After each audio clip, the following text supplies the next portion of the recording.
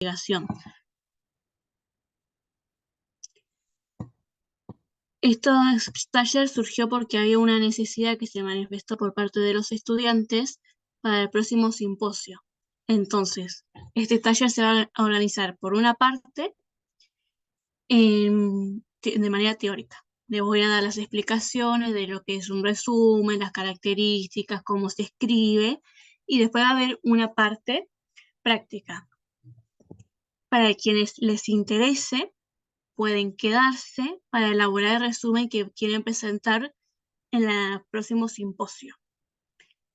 Quienes aún no tengan idea todavía de qué van a presentar en la ponencia se pueden retirar. Antes van a estar compartiendo por los mensajes un link para confirmar la asistencia. Así que presten atención a eso. Contenidos. En primer momento, ¿cuál es ese resumen?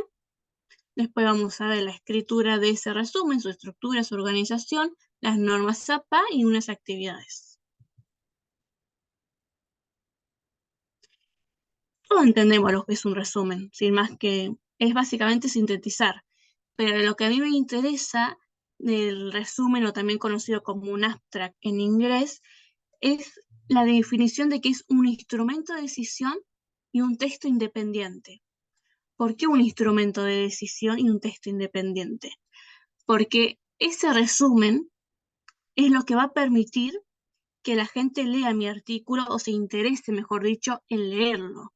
Porque imagínense que yo estoy haciendo una investigación, entonces tengo que armar mi marco teórico, tengo que leerme como 30 artículos distintos para hacer mi marco teórico.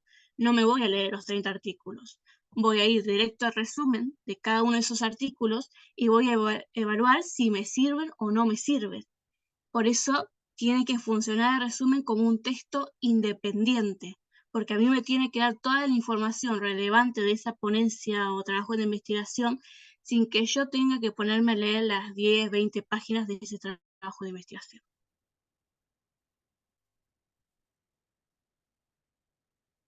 Por eso tiene 3 partes que fui desglosando de a poquito. Introducción, metodología, resultados.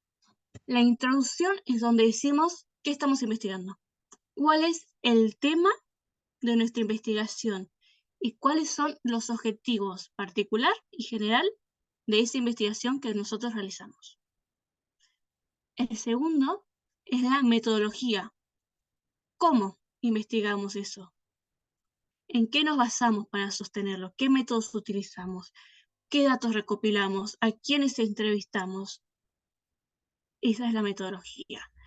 Y el último son los resultados, que por un lado dice, ¿qué reveló el estudio? O sea, ¿qué descubrimiento hice yo con esto que investigué? Pero también es muy importante decir qué aportó el estudio al campo de investigación en el que yo estoy formando parte. Tiene que haber aportado algo significativo que le permita al que está leyendo decir, ah, sí, este trabajo me sirve para aportar a mi propia investigación. Pero recuerden, introducción, metodología, resultados. Acá tengo un ejemplo, exactamente lo que quiero decir. Como ven, en la primera parte dice, tienen la introducción, la metodología, los resultados. En la introducción nos dice que el principal propósito de este estudio fue establecer posibles correlaciones entre los perfiles acústicos. Bien. A tal efecto se analiza, y acá te está diciendo los objetivos más específicos, si las líquidas tienen realidad fonética propia, etc. También se considera el segmento crítico temporal. Acá ya me dijo qué temas se tuvieron en cuenta en la investigación. Acá, en la metodología, se dice que se examinaron datos experimentales de pruebas de percepción realizadas previamente. Los estímulos se estuvieron digitalizando formas de onda y suprimiendo segmentos. Acá ya me está diciendo cómo se recopilaron los datos de mi investigación. Y bueno, en la última parte, los resultados muestran que ambas líquidas carecen de identidad fonética. Desarrolla un poco más, dice que la vibrante está formada por un pulso entre dos sonidos periódicos, ¿no? Que este intervalo de silencio entre vocales reales o virtuales constituye un factor decisivo para su identificación. Entonces, esta investigación que se realizó permite establecer que es un factor decisivo para la identificación de los perfiles acústicos de la R y la L. Como ven, conciso, me dice los 3 temas focales: la introducción, la metodología y los resultados. Ahora las fases de elaboración.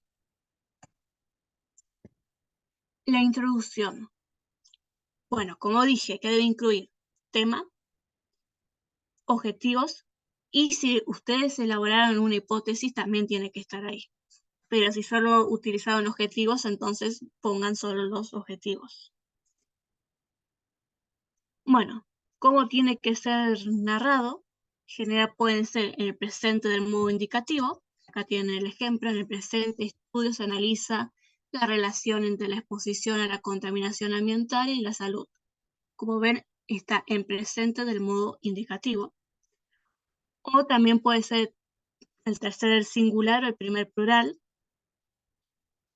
El plural es cuando se dice se analiza, el singular es cuando se analiza, y el plural cuando estás incluyendo, como el ejemplo de abajo. En este estudio examinamos el impacto. Pueden elegir lo que más les conviene, simplemente recuerden que si optaron por una en la introducción, lo tienen que mantener en la metodología y en los resultados para una cuestión de coherencia. Acá puse estos ejemplos de distintas introducciones. En la primera dice: en el presente estudio se analiza la relación entre la exposición a la contaminación ambiental y la salud cardiovascular en la población urbana de la ciudad de Tokio. Ok, acá ya me dice cuál es el tema y me lo sitúa bien, exactamente, a la población urbana de la ciudad de Tokio. En este estudio, en el ejemplo de abajo, examinamos el impacto de la inteligencia artificial de la industria automotriz en la ciudad de Buenos Aires. Como ven, acá ya está en plural. En el otro ejemplo, en este trabajo se evalúa la relación entre la dieta mediterránea y la salud cardiovascular en adultos mayores entre 60 y 70 años. Entre los 2 primeros ejemplos y el último hay una diferencia. Es que este último está incompleto. ¿Por qué está incompleto? No me dice la ubicación de donde se realizó la investigación. Por ejemplo, en la parte de arriba dice Tokio, en el otro dice Buenos Aires, y acá me falta especificar. Ustedes recuerden que tienen que poner todos los datos del tema, porque no es lo mismo si yo estoy armando un marco teórico y me interesa investigar sobre los hábitos alimenticios de la gente de Buenos Aires, que al final me ponga a leer un artículo y resulta que me está hablando de la gente de Chile. O sea, no. Por eso tiene que estar especificado en el resumen todos los datos de nuestra investigación. Hasta acá, si tienen alguna pregunta, no duden en hacerla. Metodología. Bueno, ¿qué debe incluir la metodología? Las características del corpus de los sujetos de investigación. Bueno, como vieron en los ejemplos anteriores, que se mencionaba por arriba que se investigó a gente de determinada edad. Las variables que se tuvieron en cuenta para investigar. Y bueno, si el análisis fue cualitativo, cuantitativo, el método específico que se utilizó, acá lo que me interesa explicar es la parte donde dice implícito o explícito. ¿Qué quise decir con esto? Generalmente uno le explica en el método y no necesariamente tiene que decir utilicé un método cualitativo o cuantitativo, porque ya se da cuenta, conocemos cuál es la diferencia entre los 2 métodos. Acá. En esta tienen tanto la introducción y ahí remarqué la metodología. La metodología que está en negrito dice: se realizaron 10 sesiones de TCC durante 12 semanas. Se evaluaron los síntomas de ansiedad antes y después del tratamiento utilizando la escala de ansiedad de Hamilton. En el siguiente dice: para ello se analiza la estructura genérica de 50 textos pertenecientes a la revista de estudios pedagógicos de la Universidad Austral de Chile, a partir de un enfoque descendente. En uno dice exactamente qué enfoque estoy utilizando. En este dice uso un enfoque descendente. Acá un poco más intuitivo. Uno puede interpretar si es cualitativo o cuantitativo a partir de las definiciones que ya tiene incorporado. Pero no lo dice específicamente, sino que se centra más en dar los detalles. Se realizaron 10 sesiones de TCC durante 12 semanas. Bien, me marca el tiempo que tardó en recopilarse la información. Se evaluaron los síntomas de ansiedad antes y después. Las variables que se evaluó, los síntomas de ansiedad antes y después del tratamiento. ¿Cómo? Utilizando la escala de ansiedad de Hamilton. Ahí tienen tanto las variables, como les decían acá, el corpus, las variables de investigación.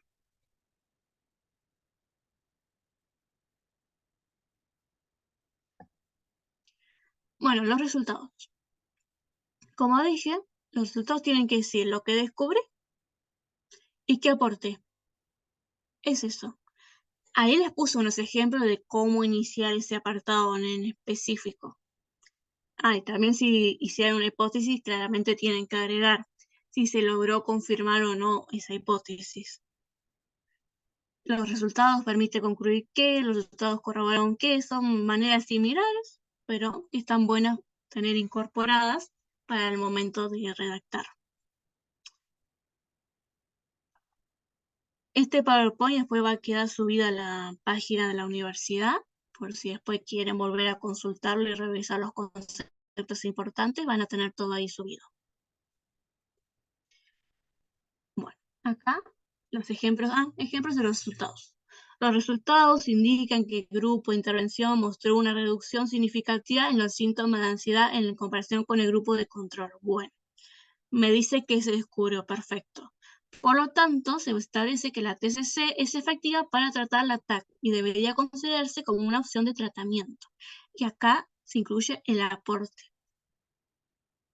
Mientras que en el siguiente ejemplo, bueno, este ejemplo está interesante porque dice, a través del análisis de las estrategias que funcionan en la macroestructura de un texto, dedicatoria, índice, contenido, etc., se observa un discurso de naturalización de la mujer como reproductora de la especie y ser esencial.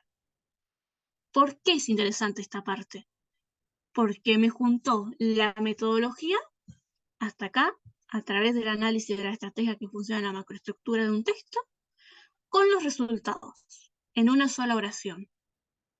Está bien, es válido, porque siempre recuerden que cuando uno escribe un resumen tiene un número limitado de palabras, no es que nos podemos poner a escribir una página entera de un resumen, no, son un montón de cosas las que hay que agregar, pero son como máximo 10 renglones, no mucho más. Entonces, si se pueden juntar, está bien. Ahora, las normas APA. ¿Qué dicen las normas APA sobre el resumen? Acá puse las dos versiones. ¿Qué quise decir con esto? Por un lado, tenemos las normas APA, que son acá.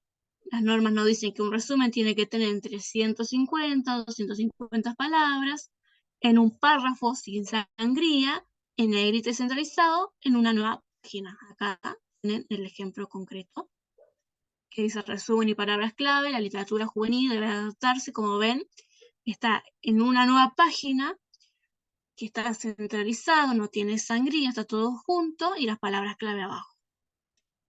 Eso es lo que nos dice la última edición de las normas APA de cómo tiene que ser la investigación. Pero en la universidad generalmente también suelen pedir otro formato que no está tan basado en las normas APA, así que por las dudas yo también lo incluí para que después ustedes evalúen lo que se les solicitan. La otra versión es que entre 100, bueno, lo mismo, 150, 150 palabras, eso se mantiene. Un párrafo sin sangría se mantiene. Sin embargo, el título, resumen, no está en negrita y centralizado, sino que tiene que estar en mayúscula y justificado. Y está en la misma página que el resto de la investigación, como es el caso de ejemplo que está acá. La Guerra de Malvinas como parte de la transición democrática. Como ven, tiene el nombre de autor, el correo electrónico y abajo el resumen. Y acá no se ve entero porque corté la imagen, pero abajo de inmediatamente está el artículo de investigación. Son dos maneras. Ustedes pues ven exactamente cuáles les conviene y cuál no.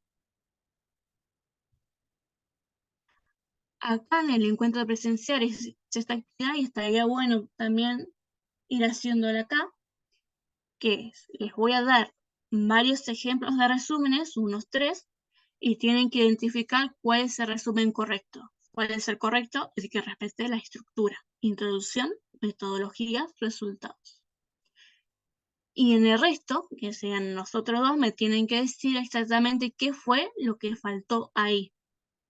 ¿Qué faltó? ¿La introducción, los resultados o la metodología? Acá mismo. Tienen estos tres, A, B y C.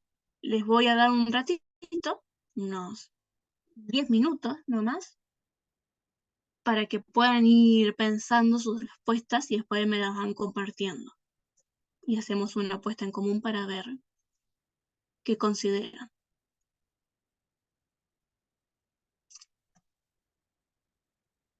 También si tienen algún tipo de duda, no duden en hacerla. Esto fue bastante rapidito, pero sinceramente quiero pasar velozmente por lo menos la parte de las explicaciones para ver más la parte práctica y poder resolver las dudas particulares que tienen cada uno de ustedes respecto a la escritura de resúmenes. Bueno, los dejo los 10 minutos para que termine.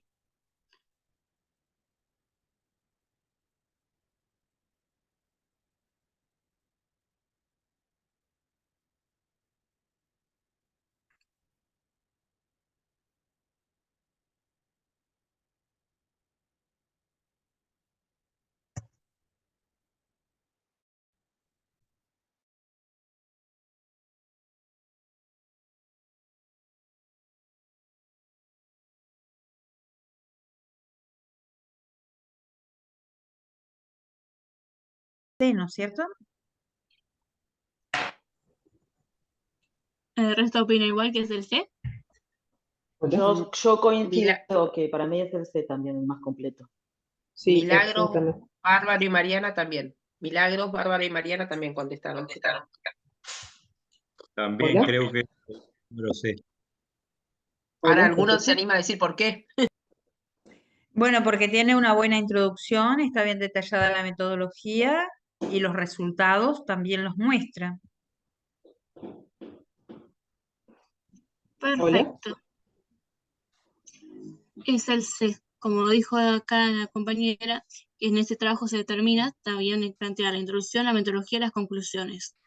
Ahora, ¿qué le faltaba al resumen A? Los Hola. resultados, por empezar.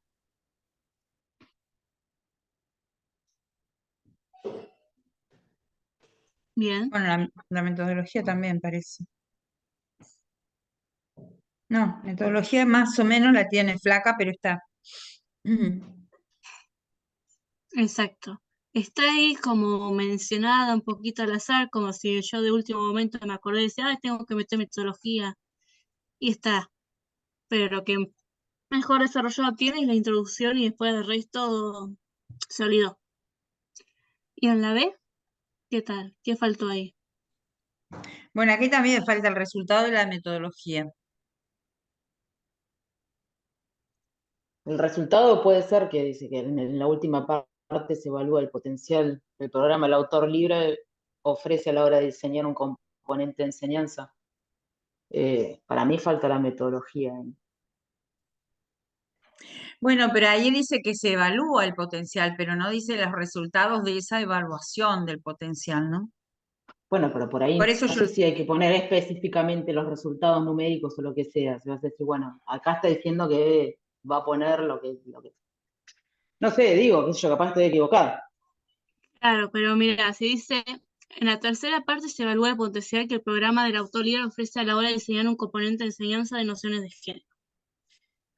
Bien. Se evalúa el potencial que el programa de autor libre ofrece a la hora de diseñar un componente de enseñanza de nociones de género. Pero no me está diciendo exactamente qué. Claro. Es como que está explicando uno de los objetivos de la investigación, el tercero, que fue evaluar el potencial del programa del autor libre a la hora de diseñar un componente en esa enseñanza. Pero ¿cuáles son los potenciales? ¿Potenciales? ¿Cuáles son? Sé que tuvo para la No enseñanza de dice. nociones de género. Ok, pero uno necesita ver bien el detalle específico de ese resultado. Entonces la pregunta vendría a ser, es necesario en el resumen poner los resultados, digamos, con números, o como sea, Depende de tu investigación, porque sé que hay investigaciones, por ejemplo, del área de la medicina, que sí tienen que poner los números exactos, todos los porcentajes. Yo en general, por ejemplo, que pertenezco más al área literaria, no suelo poner números. No, generalmente no trabajo pueden con eso. ser conclusiones de manera escrita. Sí, sí, sí, sí. Depende de cómo se realizaste la investigación. Yo dije justo ciencia porque me di varios resúmenes de ciencia para hacer este taller, y era una gran cantidad los que utilizaban los porcentajes, por ejemplo, para decir exactamente, pero bueno, es un requisito de su área, entonces lo ponen. De mi área, por ejemplo, yo he realizado resúmenes y nunca puse números, siempre ponía las conclusiones. Se concluye que de tal análisis, cosas así. Y el aporte, sí, siempre tiene que estar también, porque hay que ver, el otro tiene que saber exactamente qué valor aporta lo que uno investigó. Bueno, ahí tengo mis dudas entre la conclusión y los aportes. Ahí sí tengo alguna duda porque puede ser que algo se puede estar como confundiendo, ¿no? Entre los dos, ¿puede ser?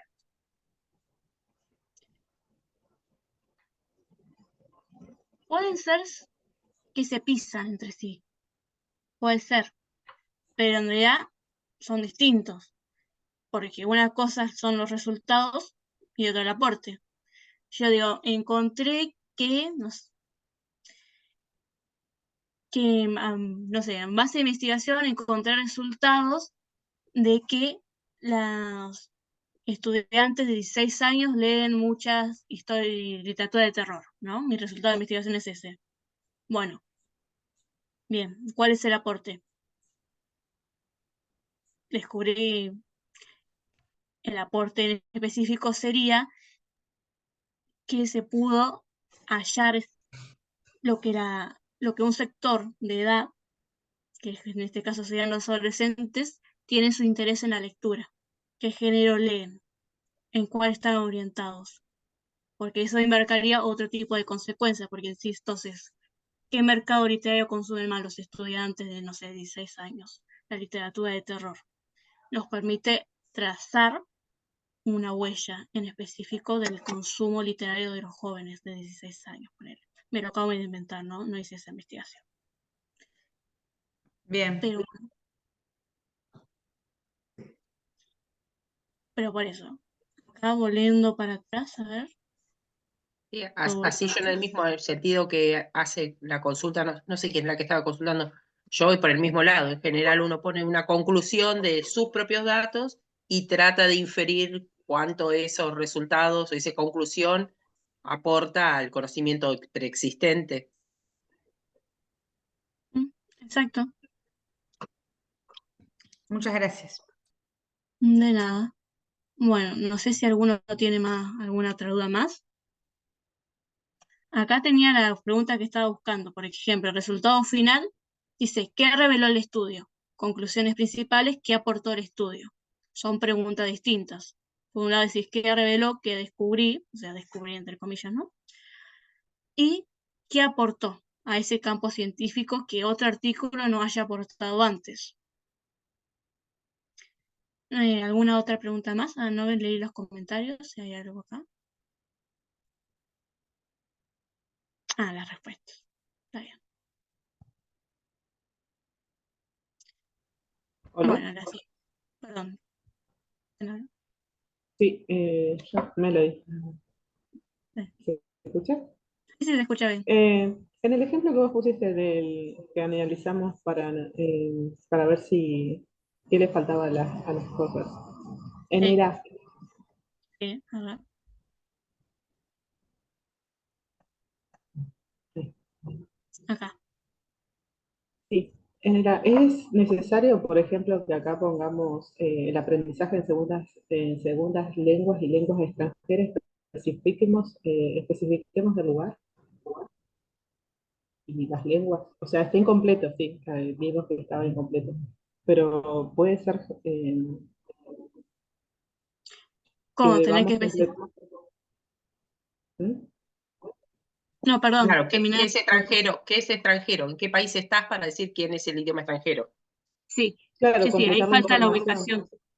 Sí, falta Claro, información ahí. Porque el aprendizaje de segundas lenguas y lenguas extranjeras, bueno, pero ¿cuáles son las segundas lenguas? ¿Cuáles son las lenguas extranjeras? Ponele claro, que sí. ahí está en español y podés inferir que está vinculado al español, pero hay muchos más idiomas. No, no, está incompleta. Está la introducción, pero le falta especificidad a esa introducción. Y también un poquito le sobran palabras, ¿no? Tras acortar los términos más relevantes y presentar una evolución histórica, acá, tras acortar los términos más relevantes, son como varias palabras innecesarias que están ahí, que encima me acortan la cantidad de palabras que tengo para hacer un resumen. Porque el resumen en general tiene que ser lo más escueto en el sentido de que hay que quitar palabras innecesarias. Si esa palabra no me está aportando absolutamente nada, hay que sacarla, porque son 250, aunque bueno, para el simposio tiene un límite de 300 palabras, que está buenísimo, pero como vieron hay que poner varias cosas, entonces si uno logra economizar las palabras, muchísimo mejor. Por ejemplo, este resumen que está acá, el que estaba correcto, en total tiene unas 240 palabras. O sea, parece larguísimo ahí, pero es que están los márgenes acortados. En la computadora son mucho menos renglones con los márgenes normales.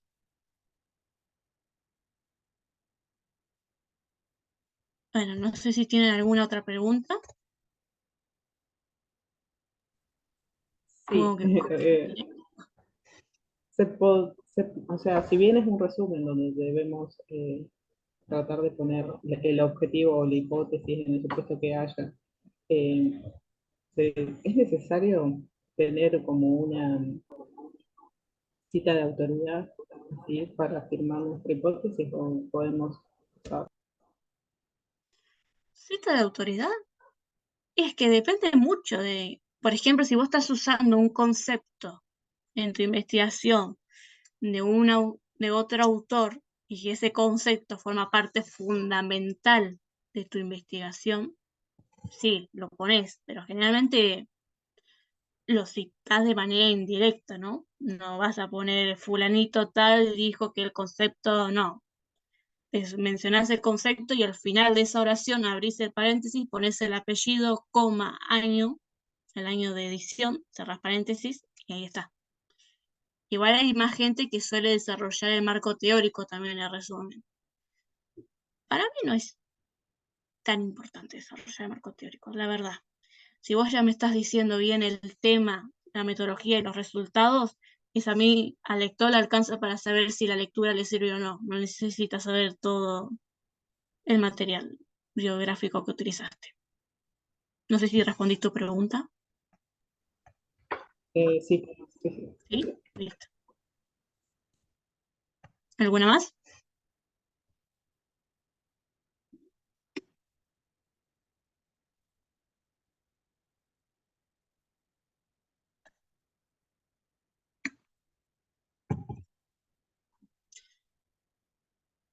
Bueno, ahora, como está diciendo Celia en este momento, va a empezar un apartado para que ustedes me muestren en específico la elaboración que tienen de su resumen o si quieren empezar a elaborarlos y yo los voy guiando. Ustedes me van mostrando o me lo van leyendo con el micrófono y yo les voy haciendo sugerencias para poder adecuar esa escritura.